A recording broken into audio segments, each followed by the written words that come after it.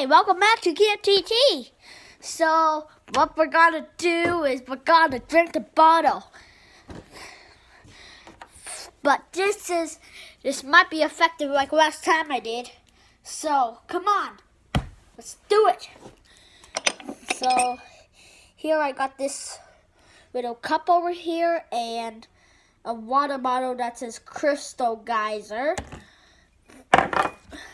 That I just put in here, and I'm not going to drink directly from it because it's not sealed.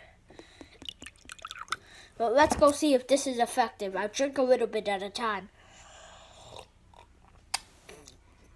Yeah, pretty good. Yeah, pretty good. I got this water bottle from school and I left it for a long time.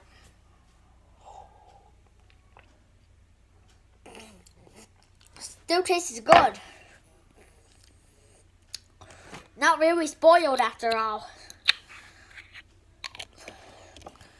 Okay then, bye. I'm going to put this back in my water bottle.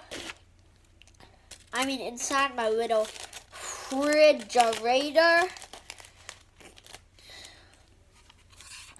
And give it a like and please hit the subscribe button just for more notifications.